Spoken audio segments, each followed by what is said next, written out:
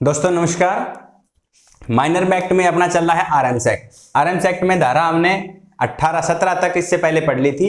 अब इससे आगे की धाराओं को आज कंटिन्यू करेंगे। सबसे पहले लेते हैं सेक्शन 18 को। सेक्शन 18 कहती है अपील के बारे में बताती है। इससे पहले हमने सेक्शन 17 पढ़ी थी जो काफी इंपॉर्टेंट सेक्शन थी कि किसी व्यक्ति का लाइसेंस रद्द करना, निलंबित करना या फिर उसमें किसी प्रकार के परिवर्तन का आदेश जो लाइसेंसिंग अथॉरिटी है वो दे सकती है। तो अगर कोई व्यक्ति उस आदेश से क्या है कि उससे एग्री नहीं करता है, उसे लगता है कि वो आदेश ठीक नहीं दिया गया उसके खिलाफ, तो वो उसकी अपील कर सकता है सेक्शन 18 के अनुसार। सेक्शन 18 ये बताती है कि जो भी व्यक्ति किसी अनुज्ञापन अधिकारी ने उसको आदेश दिया है, उसके आदेश के खिलाफ एक दिए गए समय के अंतर्गत वो उस आदेश के खिलाफ अपील कर सकता है। लेकिन दूसरी कंडीशन इसमें बताई गई है कि यदि वो आदेश किसी केंद्र सरकार ने खुद किया है या फिर केंद्र सरकार द्वारा प्राधिकृत किसी व्यक्ति ने वो आदेश किया है तो उसके खिलाफ कोई अपील नहीं की जाएगी। और तीसरी कंडीशन इसमें यह है कि जैसे ही उस व्यक्ति ने अपील की किसी अपीलीय अधिकारी के पास, अगर उस अपीलीय अधिकारी ने उसकी अपील नकार दी या मान दी, जो भी उसका डिसीजन रहा, तो वो उसका आदेश अंतिम हो जाएगा। ये बताती है सेक्शन 18 अपील के बारे में। पर सिंपल सी बात बताती है कि अपील में केवल जो लाइसेंसिंग अथॉरिटी ने आदेश कर रखा है उसके खिलाफ अपील कर सकते हो, केंद्र सरकार के आदेश के खिलाफ अपील नहीं की जाएगी। नेक्स्ट है सेक्शन 19। सेक्शन 19 कहती है अनुज्ञप्ति इत्यादि पेश करने की मांग करने की शक्ति। ये सेक्शन जो है पुलिस अफसर को और अन्य सरकार द्वारा जो निर्धारित ऑफिसर है उनको सशक्त करती है कि वो किसी भी व्यक्ति से लाइसेंस देख सकती है। अगर वो आर्म्स लेके जा रहा है तो उसकी शक्ति सेक्शन 19 के अनुसार दी गई है। ये सेक्शन में भी कोई भी पुलिस अफसर है या फिर सरकार द्वारा नियुक्त कोई भी ऐसा ऑफिसर है जो कोई व्यक्ति लाइसेंस वो हथियार लेके जा रहा है तो उससे लाइसेंस की मांग कर सकता है। उसके द्वारा मांग किए जाने के बाद, पुलिस अफसर के द्वारा मांग करने के बाद, वो जो व्यक्ति जो हथियार लेके जा रहा है वो लाइसेंस दिखाएगा, उसकी वो जिम्मेदारी है। अगर वो व्यक्ति लाइसेंस नहीं दिखा पाता है और पुलिस अफसर उससे उसका नाम व पता पूछता है तो और वो व्यक्ति क्या है उसके अपने नाम व पता बताएगा। अगर वो ऐसा नहीं कर पाता है तो अगर पुलिस अफसर को कुछ शक उसके ऊपर होगा तो वो व्यक्ति पुलिस अफसर उससे जो उसके पास जो हथियार और जो गोला बारूद उसके पास है उसको अपने कब्जे में ले सकता है। इसकी उपधारा 3 बताती है कि उस पुलिस अफसर ने जिसको संदेह हुआ था वो पुलिस अफसर उस व्यक्ति से नाम पता पूछे और वो अगर वो गलत बताए, ऐसा संदेह होता है, तो उस व्यक्ति को गिरफ्तार भी कर सकता है सेक्शन 19 के अनुसार। मोटा मोटी बात सेक्शन 19 यही कहती है कोई भी पुलिस अफसर और सरकार द्वारा नियुक्त अधिकारी कोई व्यक्ति अगर आर्म्स लेके जा रहा है तो उस व्यक्ति से लाइसेंस की मांग कर सकता है। उस व्यक्ति की जिम्मेदारी है वो लाइसेंस दिखाएगा। नंबर 1 बात। दूसरी, अगर वो व्यक्ति लाइसेंस नहीं दिखा पाता है और नाम व पता नहीं बताता है तो उसका जो आर्म्स है और एमुनेशन है पुलिस अफसर और वो अधिकारी जब्त कर सकता है। तीसरा, अगर और कोई किसी प्रकार की संदेह लगता है उन पुलिस अफसर और उस अधिकारी को तो उस व्यक्ति को भी गिरफ्तार कर सकता है। ये सेक्शन 19 के अंदर पावर दी गई है। अब है सेक्शन 20। सेक्शन 20 बताती है कि संदिग्ध अवस्था में आर्म्स आदि ले जाने वाले व्यक्तियों की गिरफ्तारी।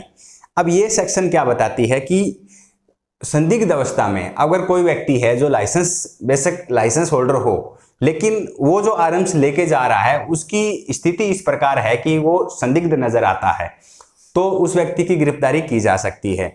जैसे कि कोई लाइसेंस होल्डर है तो उसकी एक लिमिटेशन होती है कि वो कितना आर्म्स रख सकता है।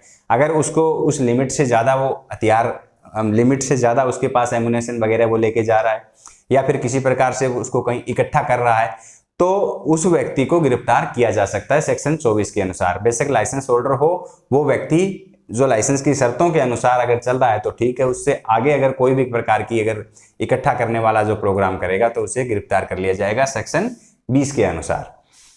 इसके बाद है सेक्शन 21। सेक्शन 21 बताती है कि कब्जा विधिपूर्ण ना रहने पर आयुध आदि का निक्षेप। इस सेक्शन के अंदर ये प्रावधान है कि जिस व्यक्ति ने आर्म्स ले रखा है उसका कब्जा उसके ऊपर विधिपूर्ण नहीं रहा, मतलब जो लाइसेंस में शर्तें बताई गई थी वो शर्तें वो अब इस समय पूरा नहीं कर सकता। जैसे कि या तो वो पागल हो गया है या फिर उसका कोई हाथ कट गया या और किसी प्रकार की मानसिक बीमारी या फिर कोई शारीरिक हालात ऐसी हो गई या फिर वो विदेश चला गया, कैसी चला जाता है, कुछ एक कंडीशन ऐसी होती है जो शर्तें वो पूरी नहीं कर पा रहा है, तो उसके बाद उस व्यक्ति की जिम्मेदारी है कि वो व्यक्ति उस आर्म्स को जमा करवा दे। जमा करने का प्रोसीजर है वो नज़दीकी जो भी थाना लगता है उस एसएचओ को वो हथियार को सुपुर्द कर सकता है। एसएचओ प्रॉपर उसको रिसीप्ट देगा जमा करने की, या फिर कोई जो ऑथोराइज डीलर है, जो लाइसेंस होल्डर है, उस डीलर के पास भी वो अपना हथियार जमा कर सकता है। दूसरी, इसमें अगर वो व्यक्ति जिसके लाइसेंस है वो अगर सशस्त्र बल का सदस्य है तो वो सशस्त्र बल का सदस्य अपने वहाँ का जो भी शस्त्रागार है वहाँ पे हथियार जमा करा सकता है। ये बताती है अपनी सेक्शन 21। अब लेते हैं अपनी नेक्स्ट सेक्शन को, सेक्शन 22 को। अब सेक्शन 22 कहती है कि मजिस्ट्रेट द्वारा तलाशी और अभिग्रहण। तो सेक्शन 22 के अंदर क्या है, तलाशी ली जाती है मजिस्ट्रेट के द्वारा। तो इसके अंदर क्या बताया गया है कि कोई भी मजिस्ट्रेट है जो अपने इलाके के अंदर, उस मजिस्ट्रेट के पास कोई ऐसा कारण है, विश्वास करने का कारण है, उसे ऐसा कोई सूचना मिलती है, ऐसा लगता है कि कोई व्यक्ति है उसके पास कोई विधि विरुद्ध गोला बारूद या फिर कोई हथियार है, या फिर कोई भी व्यक्ति उसको ऐसा सूचना ऐसा लगता है कि किसी व्यक्ति के पास, बेशक वो लाइसेंस होल्डर क्यों ना हो, उसके पास एमुनेशन जो हथियार है उस व्यक्ति के उस हथियार के उसके पास होने से लोक शांति या फिर लोक सुरक्षा को किसी प्रकार का खतरा हो सकता है, तो वो जो मजिस्ट्रेट है वो स्वयं उससे वहाँ तलाशी ले सकता है या वहाँ पे मौके पे मौजूद होकर तलाशी लिवा सकता है, और जो भी हथियार वगैरह वहाँ पाए जाएंगे उसको कब्जे में लेगा। अगर लाइसेंस होल्डर है तो भी उसके हथियार को जितना समय उचित लगे उस मजिस्ट्रेट को कि जिससे लोक शांति और सुरक्षा बनी रहे, तो उतने समय के लिए उसको अभिरक्षा में भेज सकता है। इसमें दूसरी बात बस यही बताई गई है कि इस धारा में जो तलाशी है वो मजिस्ट्रेट स्वयं अपनी उपस्थिति में लेगा, और या फिर सरकार द्वारा नियुक्त कोई अन्य ऑफिसर है वो उस समय उपस्थित होकर ही तलाशी ली जाएगी सेक्शन 22 के अनुसार। उसके बाद है सेक्शन 23। सेक्शन 23 कहती है आयुध आदि के लिए जलयान इत्यादि की तलाशी। ये जो सेक्शन है सेक्शन 23, ये पुलिस अफसर को और अन्य जो भी सरकार द्वारा नियुक्त अधिकारी है उनको किसी भी जो भी परिवहन के साधन है, चाहे वो गाड़ी है, कोई भी किसी प्रकार का जो साधन है, उसकी तलाशी लेने की पावर देती है सेक्शन 23। इसके अंदर बात वही बताई गई है कि अगर ऐसी कोई शक पैदा होले, कोई संदेह होता है कि कोई भी साधन के द्वारा किसी विधि विरुद्ध या फिर किसी भी तरीके से जो है आर्म्स वगैरह ले जाए जा रहे हैं कहीं पे, तो उसका शक होने पे वो भी कोई पुलिस अफसर या फिर जो अधिकारी द्वारा सरकार द्वारा नियुक्त है वो व्यक्ति उसकी तलाशी ले सकता है उस व्हीकल की, और यदि उसके अंदर कुछ हथियार वगैरह पाया जाता है तो उस व्हीकल के सहित उसको कब्जे में ले सकता है सेक्शन 23 के अनुसार। इसके बाद है सेक्शन 24। सेक्शन 24 कहती है केंद्रीय सरकार के आदेशों के अधीन जब्ती व निरोध। इसके अंदर क्या है कि जो केंद्र सरकार को अगर लगता है ऐसा कि किसी प्रकार से लोक शांति या लोक सुरक्षा के लिए किसी जो हथियार है, बेशक चाहे वो लाइसेंस होल्डर ही क्यों ना हो, उनके हथियारों का निक्षेप होना जरूरी है, उनको उसके पास से लेना, तो केंद्र सरकार आदेश दे सकती है और किसी पर्टिकुलर क्षेत्र के हथियार को अपने पास कब्जे में ले सकती है। जैसे अमूमन चुनावों के दौरान ऐसे कंडीशन होती है कि लाइसेंस होल्डर जो व्यक्ति होते हैं उन्हें भी अपने हथियार जमा करने पड़ते हैं, तो वो सेक्शन 24 के अनुसार आदेश करती है गवर्नमेंट और उनके हथियारों को अपने कब्जे में ले सकती है।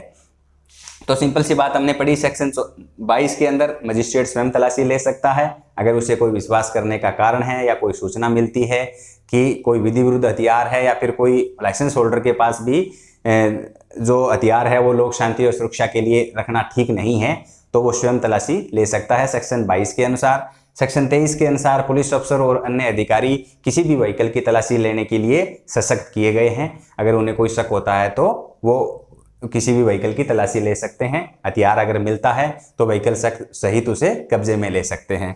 और सेक्शन 24 में केंद्र सरकार किसी भी समय अगर लोक शांति के लिए आवश्यक लगे तो लाइसेंस होल्डरों के भी हथियार अपने पास कब्जे में ले सकती है, आदेश दे सकती है। तो ये है अपना चैप्टर, आज सेक्शन 24 तक पढ़ेंगे। हमने सेक्शन कितने से शुरू किया था? आज सेक्शन 18 से लेकर, सबसे पहले जो अपील से संबंधित जो मामला था, तो 18 से लेकर के 24 तक हमने आज पढ़ा। कोई अगर आपको इसमें कोई कन्फ्यूजन और लगे तो मुझे कमेंट कर सकते हो। उम्मीद है आपको वैसे समझ में आया होगा। धन्यवाद।